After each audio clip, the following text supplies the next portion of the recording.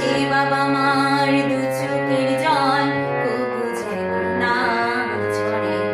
এই পৃথিবীর মাঝে আসা ওই বাবা মার জন্য তাদের চরণ করলে পূজা জনম হবে ধন্য।